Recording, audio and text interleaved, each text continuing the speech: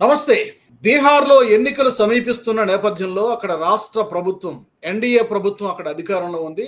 ఒక కీలకమైనటువంటి నిర్ణయం తీసుకుంది. అదేంటంటే సీఎం మహిళా రోజ్గార్ యోజన పథకం కింద 75 లక్షల మంది మహిళలకు 10,000 రూపాయల చొప్పున ఆ మహిళల బ్యాంక్ అకౌంట్లలోకి వేయబోతున్నారు. ఈ నిర్ణయం అనేది వచ్చే ఎన్నికల్లో గేమ్ చేంజర్ కాబోతుందా? Let's discuss. నాతో జాయిన్ అవుతున్నారు ఈ డిస్కషన్ లో రాజకీయ విశ్లేషకులు కిషోర్ తుపాటి గారు. నమస్తే రాజు గారు. నమస్తే కిషోర్ గారు, ఎలా ఉన్నారు? నమస్తే, బాగున్నానండి. సో బీహార్ లో ఇక ఎన్నికలు దగ్గర పడిపోయినట్టే, కౌంట్ డౌన్ మొదలైపోయినట్టుగానే ఈ యొక్క సీఎం రోజ్గార్ యోజన పథకం కింద ఈ పథకం ప్రకటించడం అనేది 75 లక్షల మంది అంటే 75 లక్షల కుటుంబాలే. సో ఇది గేమ్ చేంజర్ అవుతుందా? గేమ్ చేంజర్ అని చెప్పను కానీ ఖచ్చితంగా ఇది యాడ్ అవుతుందండి 100%. ఇప్పుడు ఎందుకంటే ఇక్కడ మనం అందరూ గమనించాల్సింది ఏంటంటే, నెక్స్ట్ లిస్ట్ ప్రేక్షకులందరూ కూడా నా హృదయపూర్వక నమస్కారాలు. రాజుగారు మీకు కూడా నమస్కారాలు. నేనేమని చెప్తున్నానంటే క్రెడిబిలిటీ ఈజ్ ఇంపార్టెంట్. ఇప్పుడు బీజేపీ కానీ ఎన్డీఏ గవర్నమెంట్ కానీ ఏదైనా అనౌన్స్ చేస్తే ఖచ్చితంగా అది ఇంప్లిమెంట్ అవుతుందనే నమ్మకం ప్రజల్లో ఉంది. గతంలో చూసాము 2024 ఎలక్షన్స్ లో కావచ్చు, అంతకుముందు కావచ్చు 2019లో రాహుల్ గాంధీ గారు నేను 8,000 రూపాయల అకౌంట్ లో వేస్తాను, 1,00,000 రూపాయల సంవత్సరానికి అకౌంట్ లో వేస్తాను, 8,000 రూపాయల అకౌంట్ లో వేస్తాను, 6,000 వేస్తానని చెప్పారు. అంతకుముందు మన ఎలక్షన్ లో మాత్రం 8,000 రూపాయలు, ఆల్మోస్ట్ 1 lakh యానం ఇస్తామని చెప్తే కూడా ప్రజలు నమ్మలే. డబ్బు అనేది కాదు కదా క్రైటీరియా, డబ్బు ఇస్తేనే అయిపోతుందని కాదు, ఇచ్చేవాళ్ళు ఎవరు ఇస్తున్నారు అనేది కూడా పనిచేస్తుంది. ఆ హామీని నెరవేర్చగలిగే నాయకులే మనకు చెప్తున్నారా అనేది చెప్తారు. కొంతమంది కొండ మీద కోతిని కూడా తీసుకొని వస్తామంటారు. వాళ్ళు యాక్సెప్టబిలిటీ ఉండదు కదా ప్రజల్లో. వాళ్ళకు వస్తపాలు గెలవాలి, రెండోది వాళ్ళకి ఇచ్చే బ్యాండ్ విడ్త్ ఉండాలి, అన్ని ఉంటాయి కదా. మనం చూస్తున్నాం తెలంగాణలో కావచ్చు, కర్ణాటకలో కావచ్చు, ఇక్కడంతా కూడా ఏ విధంగా ఇంప్లిమెంట్ అవుతున్నాయో స్కీమ్స్ అవన్నీ ప్రజలు చూస్తూ పక్క స్టేట్లతో పోల్చుకుంటారు. ఇప్పుడు మధ్యప్రదేశ్ లో లాడ్లీ యోజన తీసుకొని వచ్చారు, నెక్స్ట్ మహారాష్ట్రలో తీసుకొని వచ్చారు బీజేపీ. అన్ని చోట్ల ఇంప్లిమెంట్ అవుతున్నాయి. కాబట్టి బీహార్ ప్రజలు అన్ని చోట్ల మనకు తెలిసిన విషయం ఏంటంటే, బీహార్ ప్రజలు దేశంలో కూడా అన్ని ప్రాంతాల్లో ఉన్నారు బీహార్ ప్రజలు. అదే విధంగా విదేశాల్లో కూడా ఉన్నారు. వాళ్ళందరూ కూడా గమనిస్తూ ఉంటారు గుజరాత్ లో ఏం జరుగుతుంది, మధ్యప్రదేశ్ లో ఏం జరుగుతుంది, బీజేపీ పాలిత రాష్ట్రాల్లో అదే ఎన్డీఏ పాలిత రాష్ట్రాల్లో ఏం జరుగుతా ఉంది, వాళ్ళ ఇంప్లిమెంటేషన్ లెవెల్ ఏమున్నాయి, అవన్నీ వాళ్ళు చెప్పుకోరంటారా? వాళ్ళ కుటుంబం వాళ్ళకు కూడా కనీసం కమ్యూనికేట్ చేస్తారు కదా. సో ఇవన్నీ పనిచేస్తాయి నా దృష్టిలో.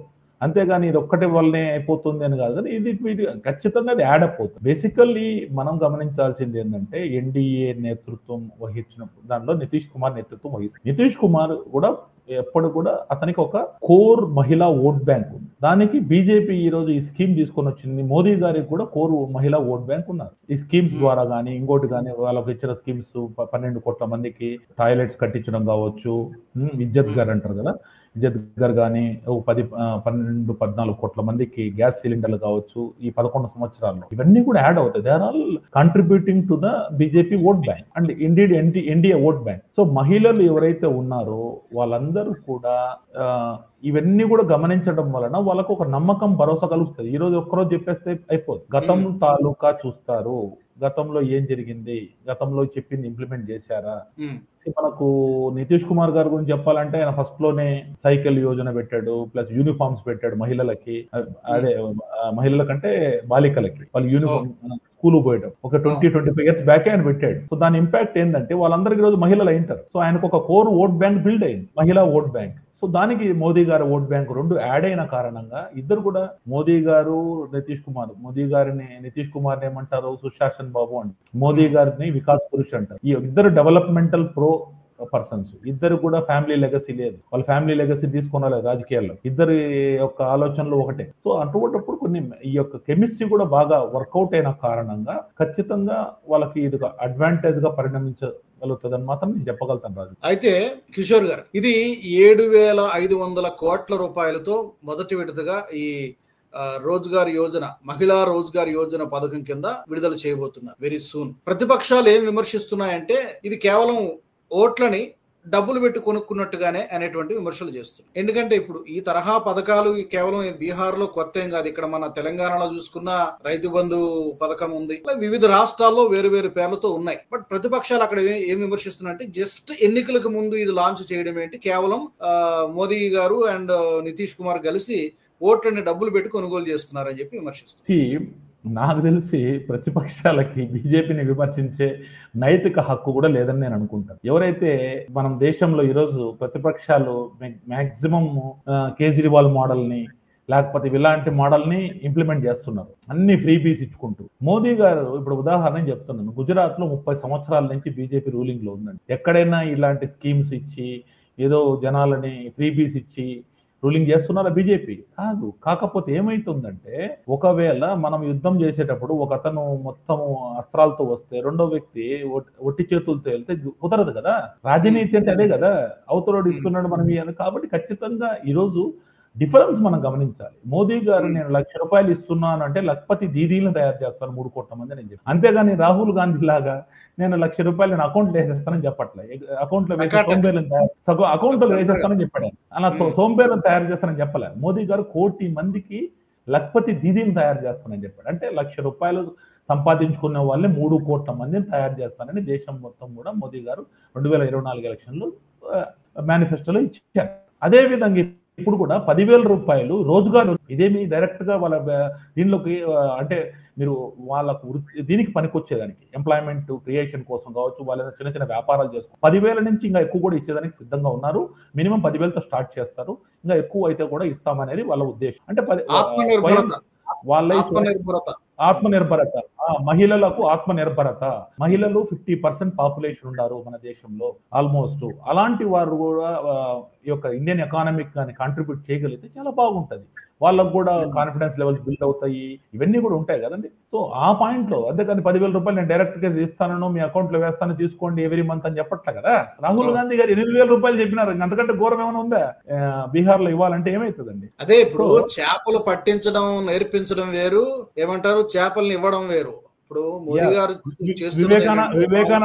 వివేకానంద గారు చెప్పినట్టు intellectual help is greater than physical help అని చెప్పి. ఒక వ్యక్తి ఎవరైనా ఈ రోజు మధ్యాహ్నం లంచ్ కోసమో లేకపోతే ఏదో అడుగు తినే వ్యక్తి మన దగ్గరకు వచ్చాడు అనుకోండి, మనం అతనికి కానీ లంచ్ మంచి భోజనం పెట్టాం అనుకోండి, రేపు మధ్యాహ్నం అదే టైం మళ్ళీ ఎత్తుకొని ఒక పళ్ళెం తీసుకొని వస్తాడు మన దగ్గరికి. అది కాదు కదా. అదే యొక్క ఆహారాన్ని సమకూర్చుకునే అవకాశాన్ని మనం ఒక తెలివితేటలో లేకపోతే అవకాశాన్ని కల్పిస్తే అది సంపాదించుకుంటాడు కదా. సో ఇది కావాలి ఈరోజు దేశంలో, అలాంటిది కావాలి. స్టార్ట్అప్స్ కావచ్చు, స్టాండప్స్ కావచ్చు, లేకపోతే ముద్రా యోజన కింద ఎంతో మందికి వాళ్ళకేమి అకౌంట్ వేవ్ ఆఫ్ చేయలేదు, వాళ్ళందరికీ కూడా మళ్ళీ రీపే చేయాలి. అలాంటి ఇది ఉంటే ఖచ్చితంగా ఎకనామికల్లీ ఇది ఉంటది, ప్రపంచంలో కూడా మన మీద నమ్మకం బిల్డ్ అవుతుంది. అంతేగాని అందరూ సోంబేరం తయారు చేద్దామని చెప్పట్లేదు కదండి. కరెక్ట్. అయితే కిషోర్ గారు, గత వారం రోజుల కిందట వచ్చినటువంటి ఒపీనియన్ పోల్స్ లో గానీ, రీసెంట్ గా వచ్చినటువంటి జస్ట్ ఒక్క రోజు క్రితం వచ్చినటువంటి ఒక ప్రీ పోల్ సర్వేలో గానీ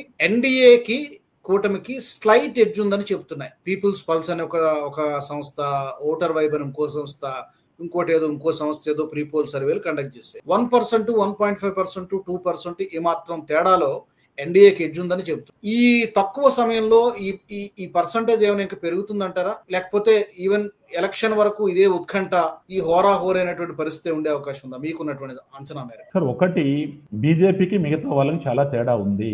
బీజేపీ ఎలక్షన్ రోజు మొదలు పెట్టదు. మిగతా వాళ్ళు ఎలక్షన్ ఎగ్జామ్స్ కు ముందు మనం బుక్ ఎత్తుకుంటాం చూసారా, అలాంటి పరిస్థితుల్లో పనిచేస్తారు. నేను ఎన్నోసార్లు చెప్తూ వచ్చాను, బీజేపీ హర్యానాలో ఓడిపోతుందని ఎలక్షన్ గెలుచుకోగలిగింది. మహారాష్ట్రలో 31 సీట్స్ వాళ్ళకి ప్రతిపక్షానికి వస్తే 48 ఎంపీ సీట్లలో 2024 పార్లమెంట్ ఎలక్షన్స్ లో 17 సీట్లు మాత్రమే బీజేపీ కూటమికి వస్తే బీజేపీ మళ్ళీ గెలుచుకోగలిగింది. ఢిల్లీ లాంటి అసలు అభేద్యమైన కోట, నేను అసలు మోదీ గారిని దమ్ముంటే గెలుచుకోమని ఢిల్లీ అని ఎన్నోసార్లు ఛాలెంజ్ చేసిన అరవింద్ కేజ్రీవాల్ కూడా అతని యొక్క ఇది చూపించారు బీజేపీ అండ్ ఢిల్లీ ప్రజలు. ఇది మనం తెలుసుకోవాల్సిన విషయము. ఉదాహరణ చూస్తాను, నిన్ననే డిక్లేర్ అయింది. ఆల్రెడీ బెంగాల్ ఎలక్షన్స్ ఎప్పుడో జరుగుతున్నాయి, తమిళనాడు ఎలక్షన్ 2026లో జరుగుతున్నాయి.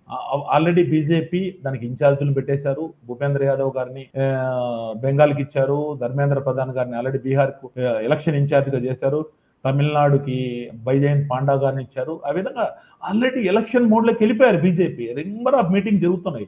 రెగ్యులర్ గా మీరు చూడండి, తెలంగాణ సంఘటన మంత్రి చంద్రశేఖర్ గారు కూడా వెళ్ళి బీహార్ లో ప్రచారం చేస్తున్నారు. ఎన్నో మీటింగులు, ఓబీసీ మీటింగులు జరుగుతాయి, బీసీ మన ఎస్సీ మీటింగులు జరుగుతాయి, మైనారిటీ సంబంధించిన మీటింగ్ జరుగుతాయి, అన్ని రకాలుగా ఇంటెలెక్చువల్స్ మీటింగ్ జరుగుతాయి. తేజస్వి సూర్య వెళ్ళి బీహార్ లో వెళ్ళి పర్యటన చేసి వస్తారు. అందరూ కూడా మీరు చూస్తూ ఉండండి, మీరు రెగ్యులర్ గా బీజేపీ పేజ్ కావచ్చు, మోటీ కావచ్చు ఫాలో అయితే మీకు అర్థమవుతుంది ఏ విధంగా జరుగుతుంది. మోదీ గారు వెళ్తారు ప్రచారానికి, అమిత్ షా గారు వెళ్తారు, నెక్స్ట్ అందరు కేంద్ర మంత్రులు వెళ్తారు, ఏమేమి చేయాలో అక్కడ ఒక యాక్టివిటీస్ బిల్డ్ చేస్తారు. ఇవన్నీ జరుగుతాయి. ఇది ప్రతిపక్షంలో జరుగుతుందా చెప్పండి? వాళ్ళు ఎగ్జామ్ టైంలో బుక్ ఎత్తుకొని చదువుకొని మాకు చిన్న క్వశ్చన్లు రాలేదంటే ఎట్లండి? ఫస్ట్ నుంచి చదివే వాళ్ళకి రెగ్యులర్ గా చదివే వాళ్ళకి డిఫరెన్స్, ఎగ్జామ్ టైంలో చదివే వాళ్ళకి డిఫరెన్స్ ఉంటుంది కదా. అలా కాకుండా వీళ్ళే అంటారు, ఇప్పుడు వీళ్ళు పార్లమెంట్ లో గెలిస్తే 52 నుంచి 99 గెలిస్తే మాత్రం ఛాతీ విచ్చుకొని పోతారు, అది మళ్ళీ ఎలా ఓట్ చోరీ అంటారు. అదే బీజేపీ గెలిస్తే, కర్ణాటకలో కాంగ్రెస్ గెలిస్తే మాత్రం గ్యారెంటీ అసలు మేము గెలిచినాము, మా రాహుల్ గాంధీ భారత్ జోడో యాత్ర వల్లనే గెలిచినాము అని చెప్పి. మరి అదే ఆంధ్రప్రదేశ్ లో గెలిస్తే